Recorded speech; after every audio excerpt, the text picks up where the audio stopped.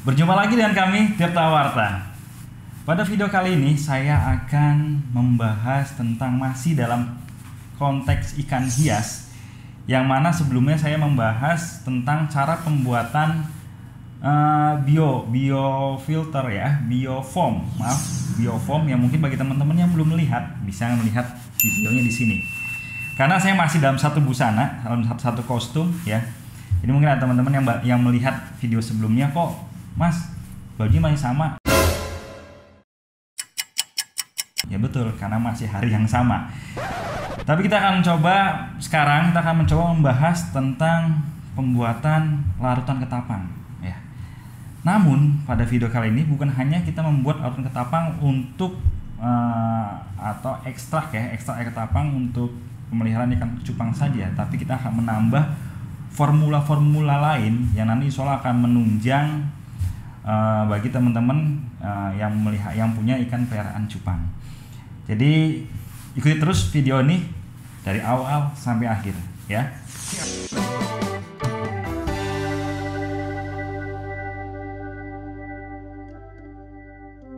Oke, sebelum itu kalau kita berbicara mengenai ketapang, mungkin bagi kalian yang penghobi ikan cupang bukan bahan yang asing lagi atau bukan kata bahan yang susah untuk didapat, karena memang perlu kita ketahui bersama bahwa daun ketapang ini ya, daun ketapang adalah salah satu tumbuhan yang hidup di daerah tropis dan di Indonesia termasuk daerah tropis. Jadi mungkin teman-teman mudah untuk didapatkan ya.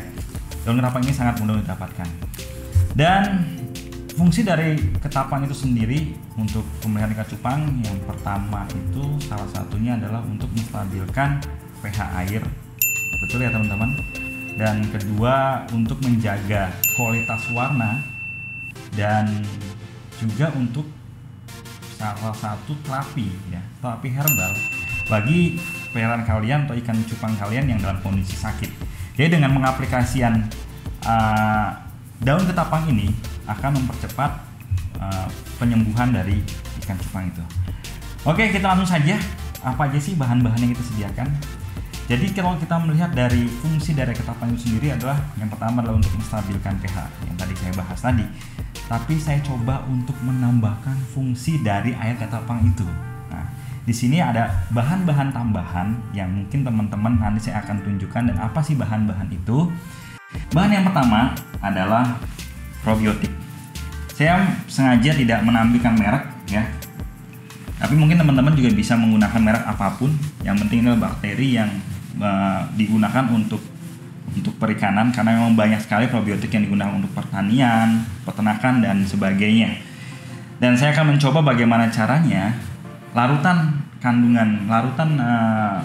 dari ketapang ini berfungsi sebagai kandungan larutan probiotik yang berguna untuk peliharaan ikan cupang kalian.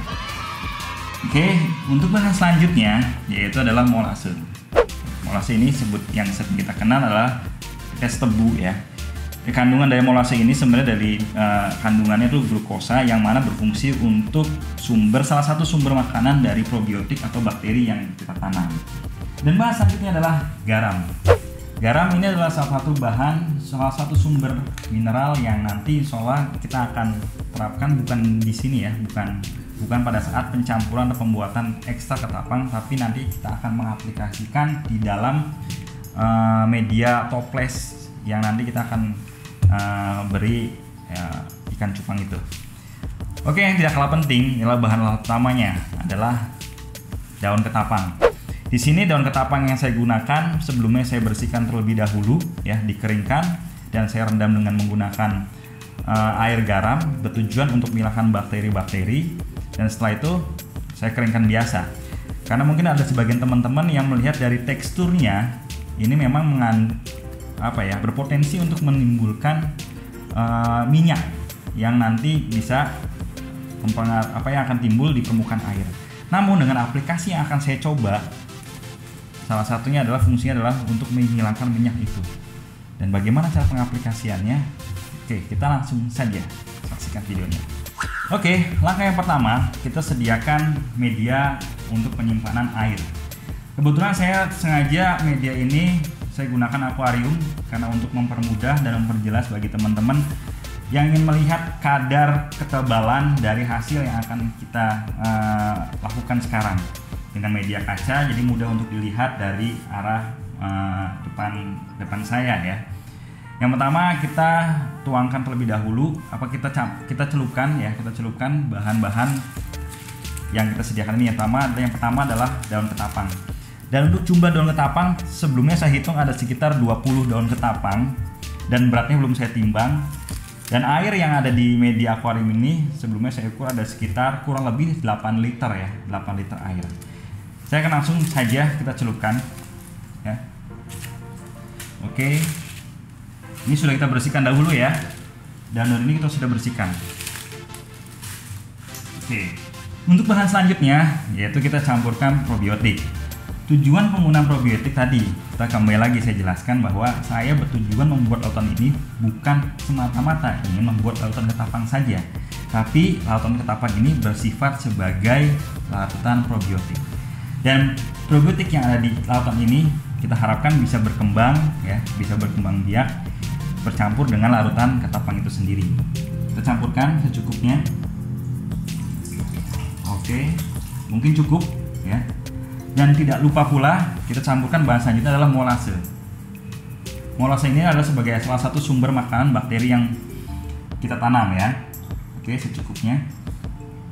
Sip. Oke. Dan sebagai perhatian juga untuk perlu diketahui juga dengan teman-teman bahwa sebaiknya pencampuran probiotik dengan larutan ketapang ini yang tadi saya aplikasikan sebaiknya pada siang hari, bukan pada malam hari. Karena ini adalah sampel, gitu kan. Jadi oke lah. Tapi untuk teman-teman kalau memang ada ingin mencoba di rumah, sebaiknya diaplikasikan pada siang hari atau pada saat matahari ada sinar matahari. Karena dengan sinar matahari akan membantu pertumbuhan bakteri yang kita tanam. Oke, setelah itu kita gunakan air aerator dengan kecepatan normal ya. Kita menggunakan aerator juga tidak terlalu besar, aerator kecil ya. Kita celupkan dan sengaja saya di sini tambahkan pemberat. Kenapa saya nggak menggunakan batu oksigen atau batu aerasi? Karena nanti akan menimbulkan gelembung yang cukup kecil. Jadi kenapa saya tidak tidak menggunakan itu. Jadi hanya menggunakan pemberat karena akan menghasilkan gelembung udara yang cukup besar dan membuat arus yang cukup besar agar kandungan air yang ada di akuarium ini bisa teraduk dengan rata. Oke.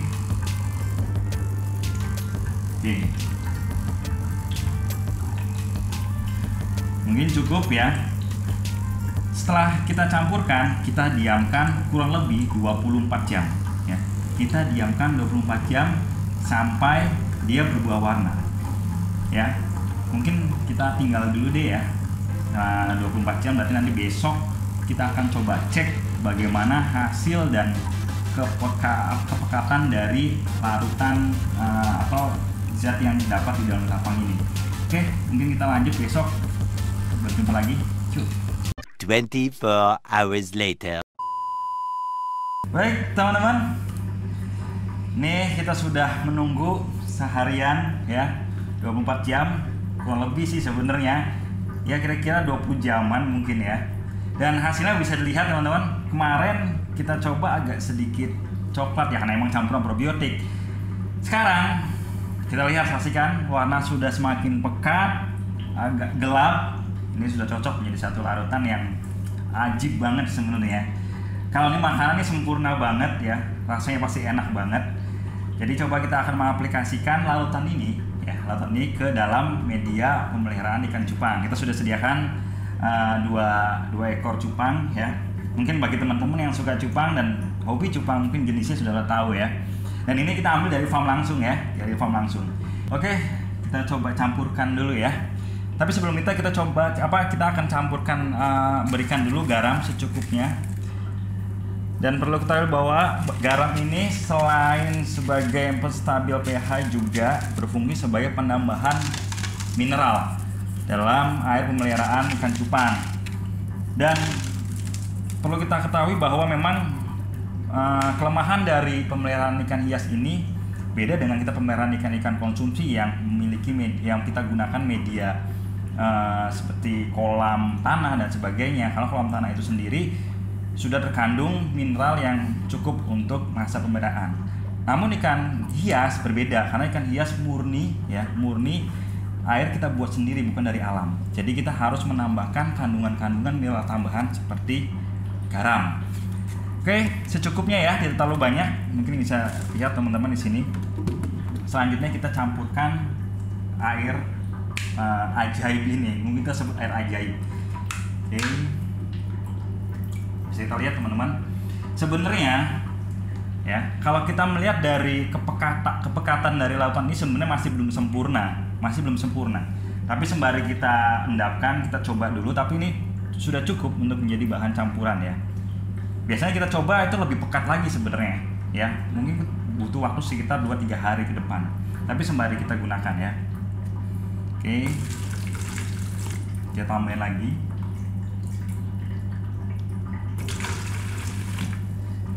Kita sengaja menggunakan 2 aquarium, 2 toples karena untuk lebih cantik saja. Nah, oke. Mungkin cukup ya teman-teman.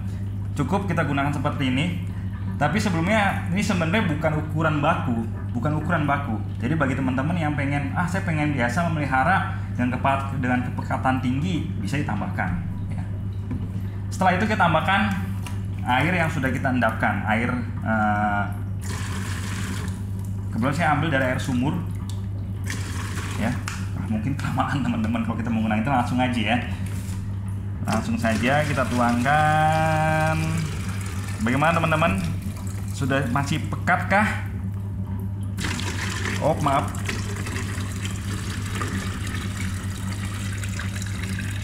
Oke, sip. Dan untuk ketinggian juga bagi teman-teman silakan. Kalau misalkan bagi teman-teman yang pengen menggunakan ketinggian yang cukup rendah karena mungkin hemat air dan sebagainya, oke, nggak masalah ya. Saya contohkan dengan artinya tidak terpaku dengan ukuran ketinggian. Dan biasanya juga untuk kepekatan itu sendiri memang sengaja saya biasanya menggunakan kepekatan yang tidak terlalu pekat ya, tidak terlalu pekat. Mungkin kita bisa lihat bersama teman-teman ya. Biasanya saya menggunakan larutan ketapang dengan kondisi kepekatan yang ya seperti inilah. Kalau presentasi berapa persen ya? Ya mungkin bisa diperkirakan ya teman-teman, seperti ini. Oke, garam sudah, pencampuran air ajaib sudah. Kita sekarang tinggal menaruh ikan kesayangan kita. Ini Nemo Galaxy nih teman-teman. Oke, bismillahirrahmanirrahim. Oke, yang kedua. Yap. Begitu teman-teman ya. Jadi ikan sudah kita masukkan dan biasanya larutan ini bisa bertahan lama, dan untuk penggantian air itu sendiri juga relatif cukup lama ya. Biasanya saya membersihkan atau mengganti atau mengurangi air atau dari mengambil endapan-endapan dari kotoran yang ada di toples ini biasanya 1 minggu. Baik teman-teman, bagaimana sejauh ini ya, dari awal sampai sekarang tahap demi tahap sudah kita sampaikan, dan ada sebagian teman-teman yang masih belum paham, saya yakin paham.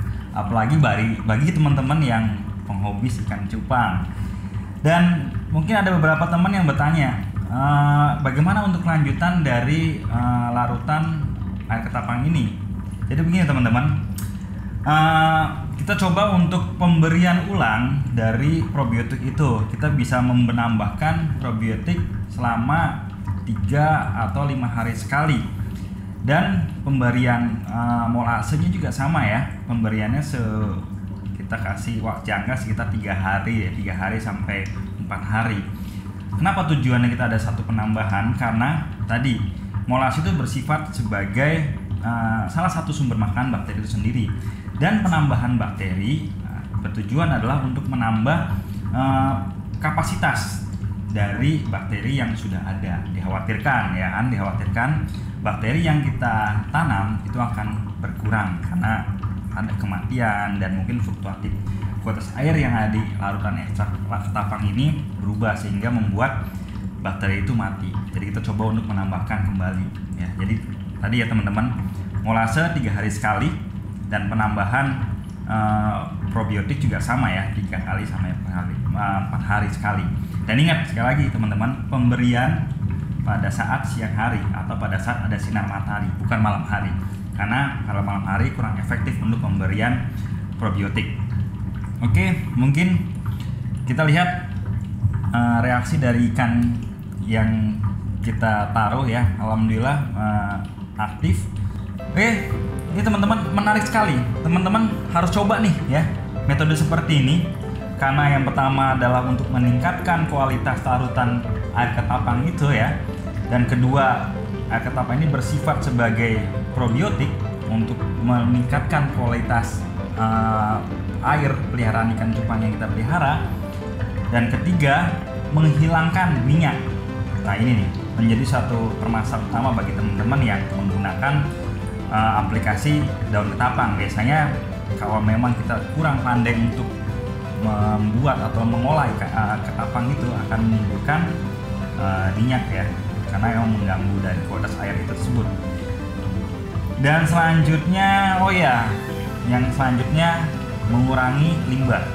Biasanya teman-teman ada sebagian yang malas membersihkan media air cupang ya, karena tadi keenakan memberikan air daun ketapang, lupa untuk diangkat kembali, karena nanti itu akan mempengaruhi dari kejernihan air itu dan juga mempengaruhi kualitas airnya ya.